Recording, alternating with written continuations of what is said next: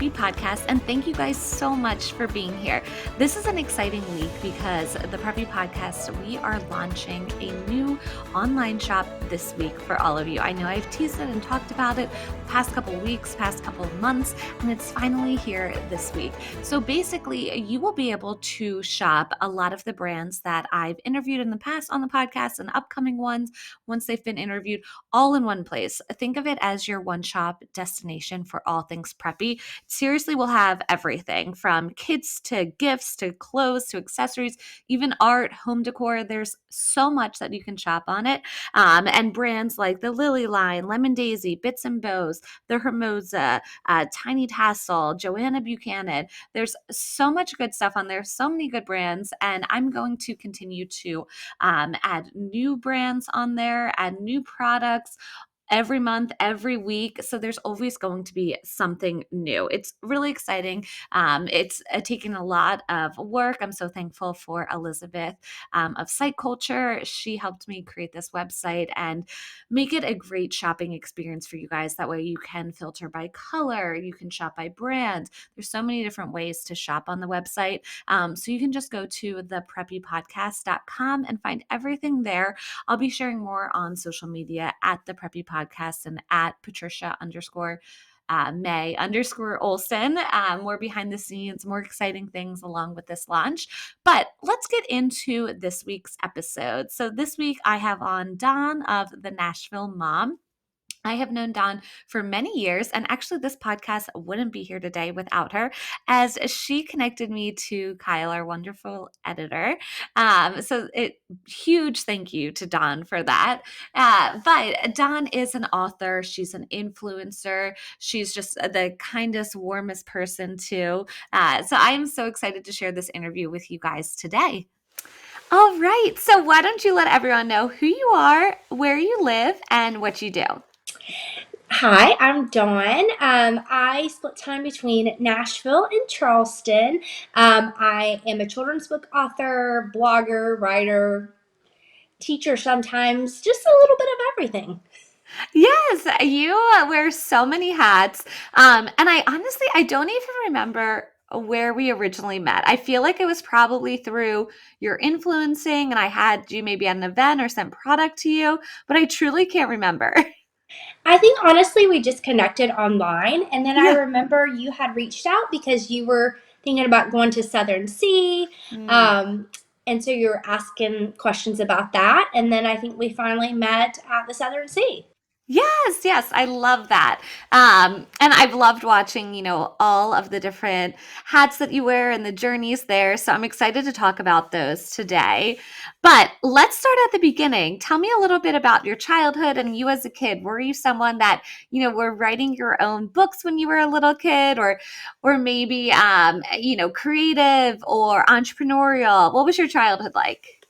Yeah, so I grew up in Greenville, South Carolina, in a small town called Travelers Rest, actually. And growing up, I always wanted to be a teacher. I would play school, and I'm the oldest of my family, cousins, and everything. So they still tease me to this day because I would, make them take a pass to go to the bathroom, or like make them take tests and all this kind of stuff. So um, that was definitely in my DNA, I guess, from an early age. Always loved children's books.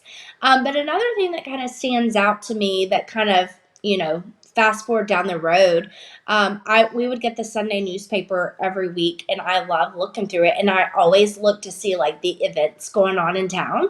And fast forward to my blog, that has been a big piece of it, of things to do, places to go. And so it is kind of neat to look back and see how a lot of those pieces kind of came together. And I knew I wanted to be a teacher, which I did become, but I never thought I would be a writer, or blogging wasn't even around in my childhood days. So it's just interesting to kind of see those puzzle pieces and how they all came together along the way.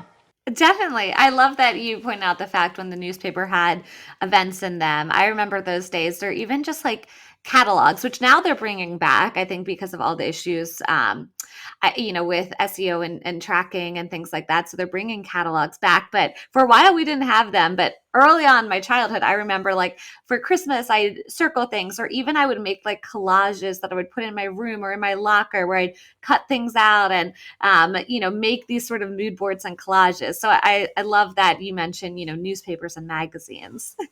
That probably dates me a little bit, but No, I'm right there with you. I'm vintage. I love it. Okay, so when it came time for college, then where and what did you study? I guess you went into education. Is that right? I did go into education. I went to Clemson University, and honestly, looking back, I not that I didn't want to become a teacher, like I did. Like I say, Mhm. I always just dreamed that growing up. But a part of me wishes like I would have explored some other options, just to kind of see what else was out there.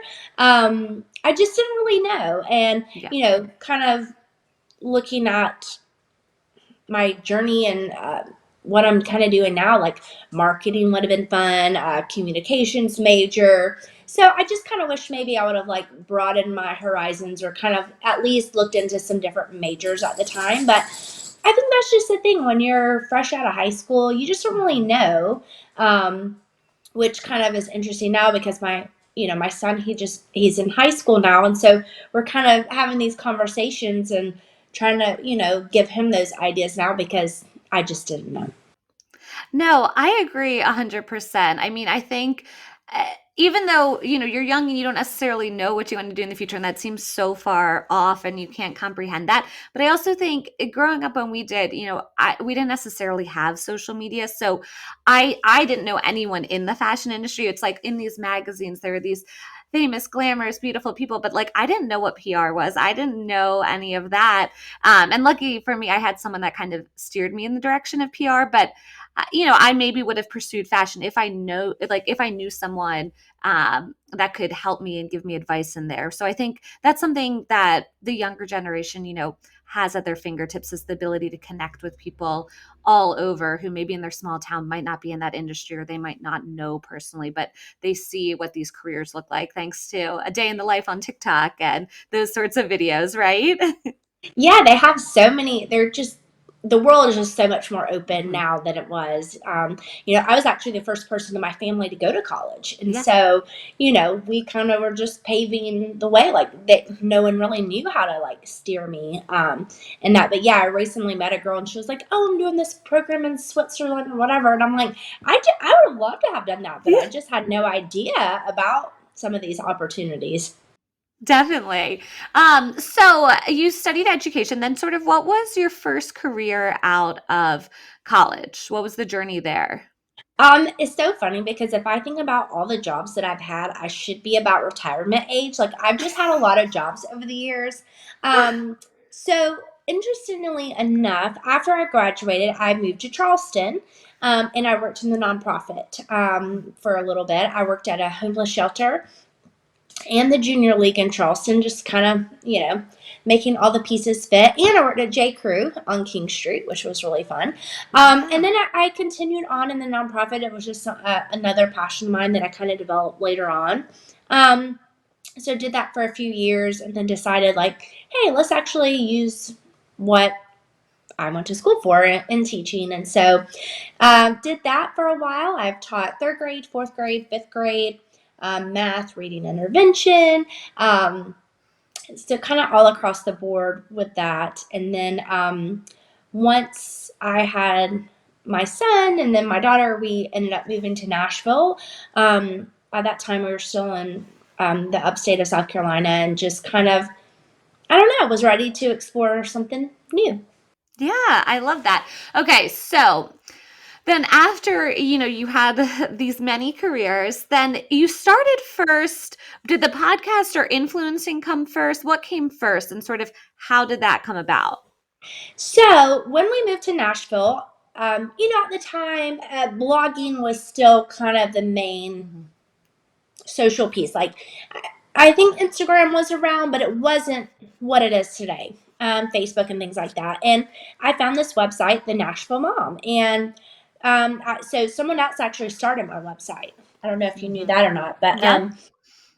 her name's Lindsay. Sorry, I have a little bit of a cold here, but No.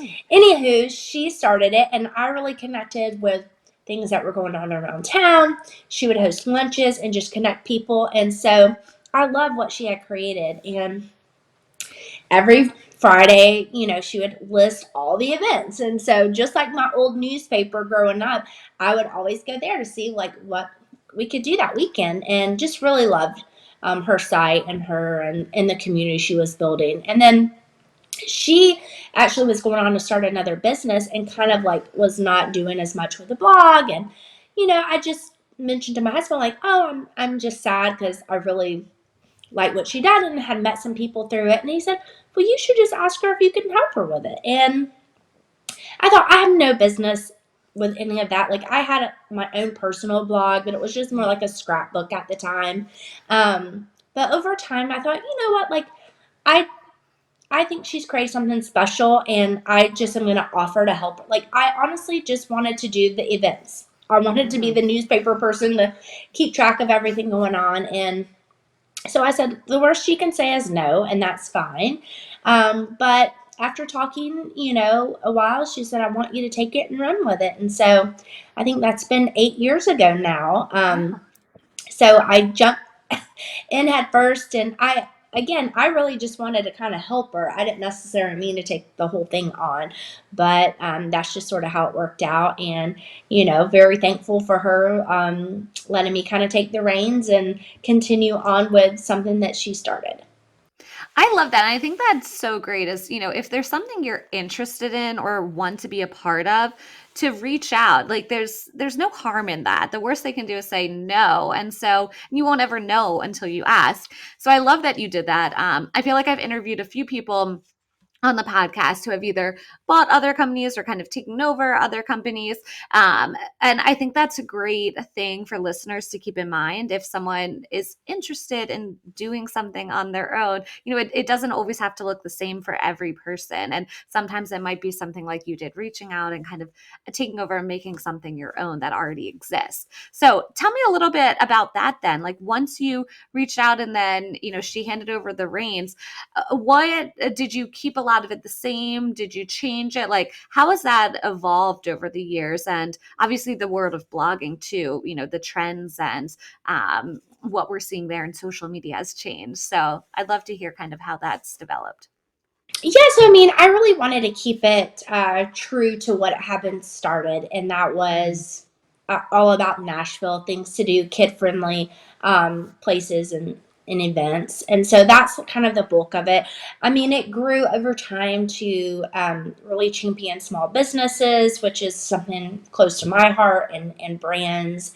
And then I think just, I don't know, I learned just to kind of go along with it and ride the tides almost, because Mhm. it's constantly changing. Sometimes I'm not as apt for the change as others, or I think something I struggle with, now with Instagram, how it kind of is. And it's like, do I change to fit the algorithm and Mhm. what the audience is more looking for, or do I stay true to the brand, to who I am, who this platform was kind of started and based on. And so it's constantly growing and changing. And so, and it's something I'm always asking myself, like, am I keeping it the way I want? Do I need to change this? And so it's a back and forth process. Yeah, I think that's great advice though, because I feel like myself and so many people struggle with that. Like Instagram's so different than what we started with it many years ago. Now it's so much video and it's more you have to entertain the audience versus just show them something pretty or inform them. And it's so much video content. And I struggle with that too, because I do feel, I wouldn't describe myself as a funny or humorous person. And a lot of the content for a while was that, like doing something silly or dancing, and that's just not my personality. So it's like, do you stray from that to like keep your Instagram, reaching new followers and growing, or do you stay true to yourself? Because eventually, everything cycles through. So I love that you brought that up, and I think staying true to yourself and your brand is so important in so many ways. But on the flip side of that, my business is like, man, but then I have to be fine by that. Yeah. If I'm not willing to change it for that, then I have to be fine with, how things are how they are. So, Yeah. No, I hear you. Okay. And so then at one point too, you had a podcast. So tell me about how the podcast came about because that's next in the journey, right? yeah, the podcast came next. I think at that time, let's see, this was probably, I think, 2019, I started the podcast, and I was just looking for a way to really, I think, I've loved social media. I think there's so many benefits. I've met so many great people like you, connected with people, like our supper club friends, all these people online. I never would have had the opportunity to. But sometimes you want to go deeper, you want to connect more. And so I thought, hey, let's try this podcast thing. Um, and what I've learned about myself is sometimes I just jump into things. I don't really know that much about them. I'm just like, this sounds fun. Let's try it. Um, and it was great. I did 2 seasons of the podcast. I interviewed some really great guests and learned a lot about people. Shared their story about their businesses. Like Mimi from the Tiny Tassel was on there, or Betsy from Southern Living, and so it just was a great opportunity to really like connect on a deeper level and share their stories. Then kind of you know, 2020 rolled around, COVID, and we're all evaluating things. And I just thought, and at that time, I was starting to think about the book and everything. And I knew something had to shift, something had to kind of go. I couldn't do everything well. And, Mhm. as much as I love the podcast, I'm not super great on technology. Um, Mhm. which I picked the wrong path of being a blogger and all the things, and not great with technology. But I decided to let it go. I do miss it from time to time, and like being on here today, I'm like, oh, this is so fun. Just getting to talk to people. So I do miss it, and it was a fun chapter. And who knows, maybe down the road I'll bring it back. But it was a good Yeah. season.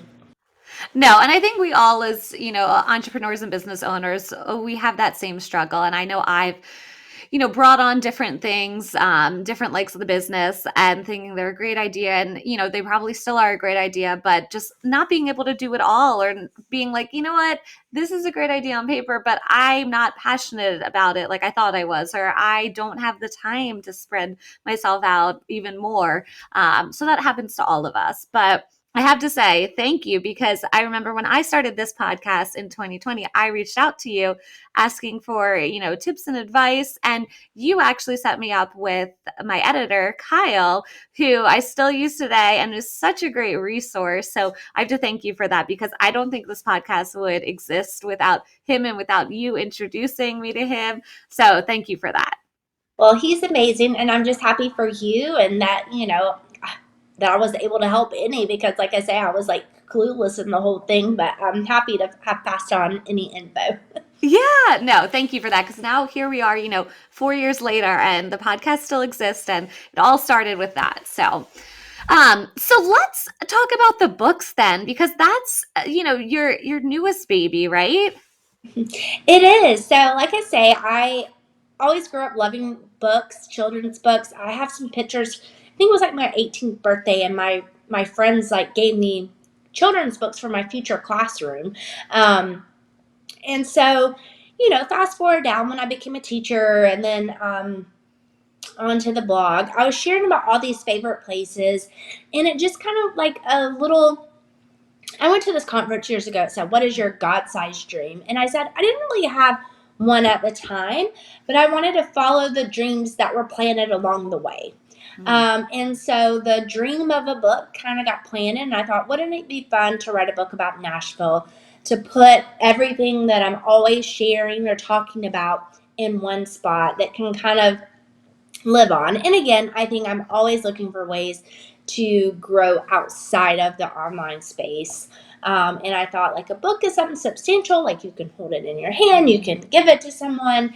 And I just love that it kind of connected both of my passions. Wanted to do it for a couple years, but was overwhelmed not knowing where to begin, where to start with it. And finally just got the ball rolling and went for it. So I one of my dreams, and I think I've talked about this on the podcast, is to write a book someday too. So I'd love to hear about the process then, like what that looked like. And also, it's a children's book. So why doing that? Because I think you might be the only, or I had one other children's book author, Emberly. She does, the Princess Diana book and things like that. But other than that, I think everyone else has done more coffee table style books or chapter books for adults on business. So I'd love to hear, the thought process for focusing on that too, and then kind of what that journey looked like in getting the book out there and creating it. Yeah, so, I think with my background as a teacher and then my blog is very family focused, I just thought it blended well to be a children's book. I will say that it's written like a children's book. It has rhyming words, but a lot of the feedback I receive is the illustrations really paint the picture in the books, and that a lot of people use as a coffee table book or in a guest room. And so if they have guests in Nashville, now I have the Charleston book as well. It's a great way to kind of introduce them to the town. Or a lot of people will, like my neighbor yesterday, she was like, "Hey, I want to send this back home. My brother just had a baby, and I want to send him a little piece of where I live." And so, yeah, so it's been really neat, and I love traveling as well. That's another love of mine. And so, kind of the goal is to write about all my favorite places. And so, I have Nashville, Charleston, and then I have a coloring book for Fairhope in Alabama, and then a Charleston coloring book as well.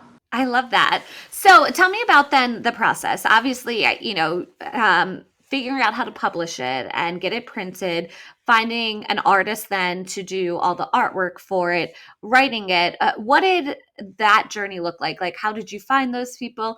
How long did it take you to develop all the assets to put these things out there? I'm so curious about, the journey there. Oh, it definitely was a journey. I think the art was like very important to me. And so there was an artist I'd followed on Instagram for a long time, and I'd reached out to her. And A, she was way outside of my budget, and B, she wasn't taking on any projects for like a year. And so at this point, I think it had been 3 years that I wanted to do the book and just kept kind of pushing it off. And so I said, no, like, I've just got to do this now. And anyway, she then recommended a couple other artists, and so I just was looking at their work, and one stood out to me. Her art kind of was like the look that I was going for, and turns out she had just moved to Nashville recently, and she'd gone to college in my hometown, and so we just had a lot of different connections.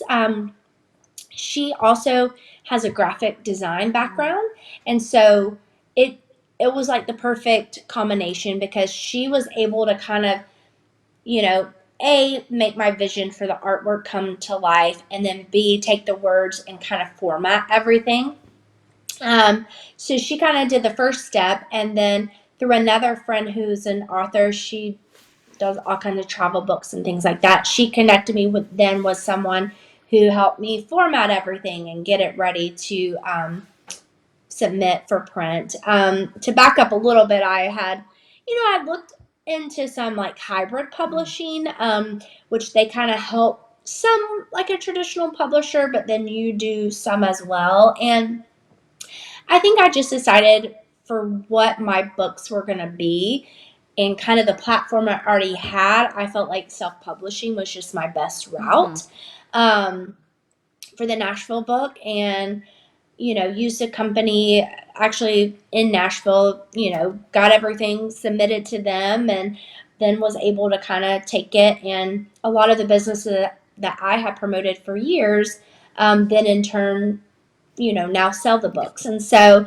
it was a very neat process to see kind of, the full circle of that. Definitely. I think that's Great advice, because a lot of people that I do interview on here, I think self-publishing's, sort of more popular, and it's a great way to go, because you have a little bit more control, and you get more of the profits then that way. And it sounds like because you already had these existing relationships that you worked for, developing over the years, that was a natural fit then. Yeah, it kind of came together. Then moving toward the Charleston book, it was a little bit opposite then because I didn't necessarily have the relationships that I had in Nashville. So I kind of, I'm on the opposite side, kind of having to grow those a little bit more. But, I think for me, I mean, if a publisher knocked on my door today and was like, "Hey, we wanted to," I certainly would consider it. But I think Hmm. the self-publishing has been a great fit for me, and it's just, everybody has to kind of do what works best for them and their business. And I think it's been a nice fit for me. Definitely. Which let's talk a little bit about Charleston. So you're in Charleston now, which is kind of the inspiration then of the Charleston book, right? Yes. For sure. And, like I say, I lived here Hmm. before. My husband went to school in Charleston. So this definitely is more, of our home, I guess you would say. Yeah, we're here now and just kind of back and forth to Nashville a bit. And that's a whole nother situation and story. But just making the best of the Yeah. both right now. And, it's definitely a beautiful place to Yep, be. 1,000%. So having, being an author, being a blogger and an influencer, what would you say is the hardest part and the most challenging? And then what's your favorite and the best part about getting to do all of this?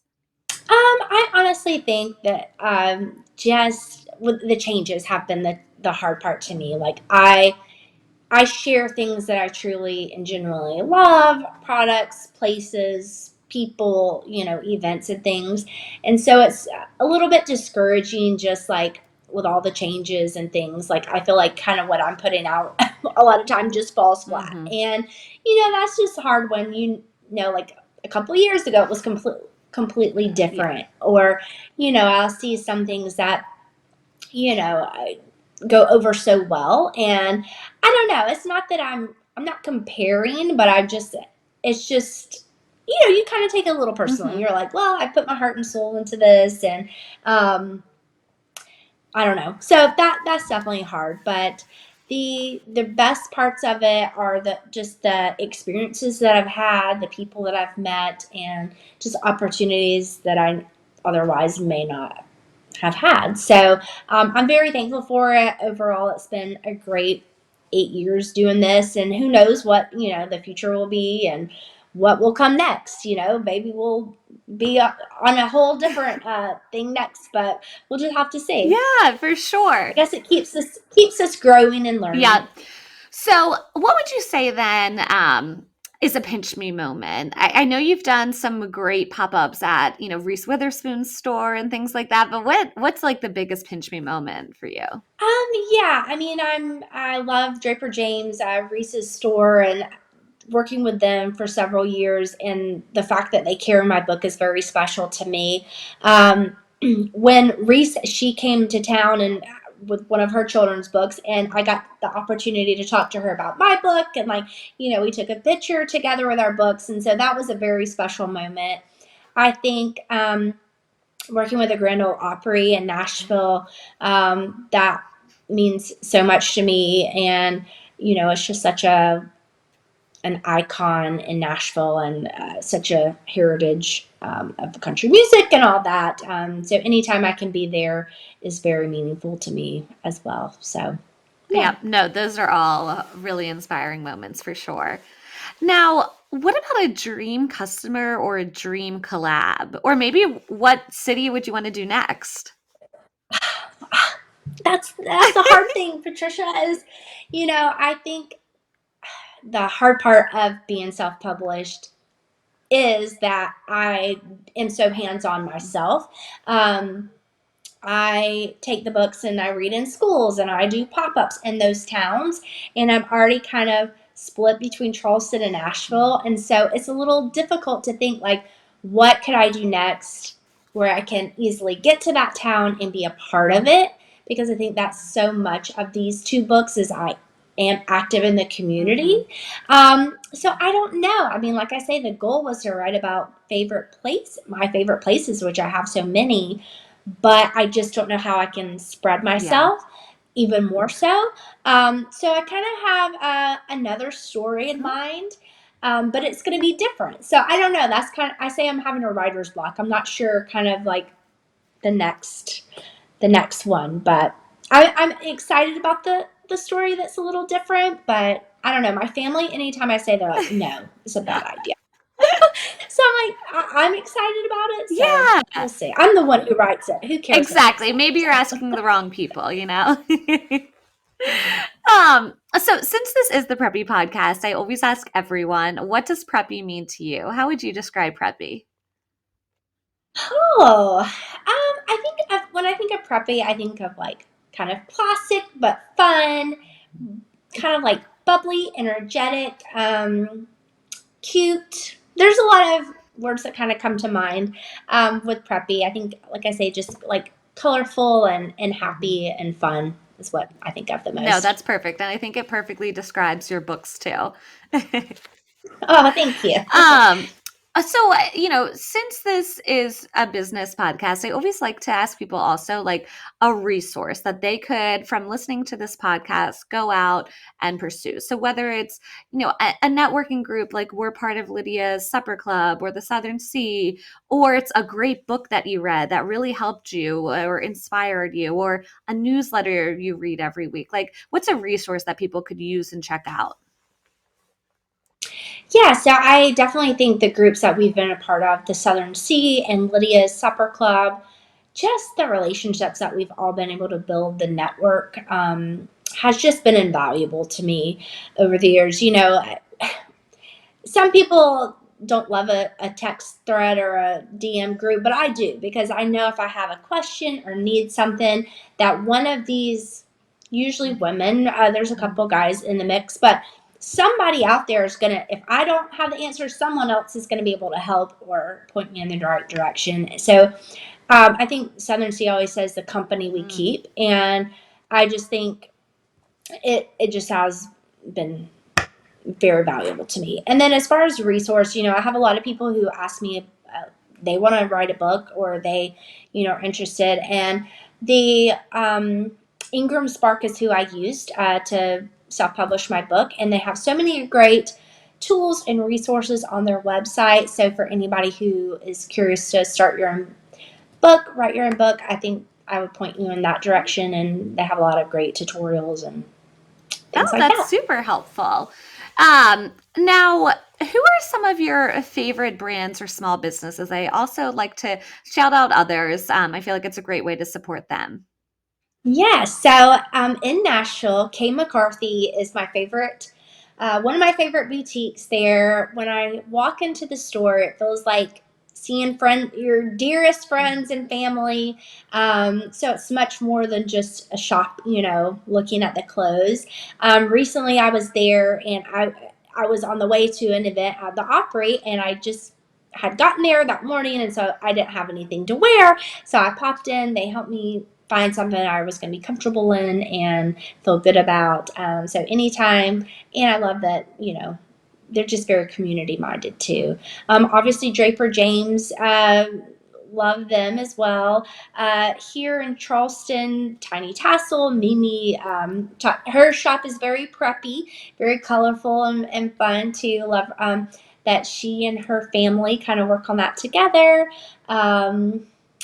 Yeah, so those are a couple that come to mind right offhand. Yeah, those are great. And Mimi, she has been on the podcast before, so people can go and check out her interview too that I had with her.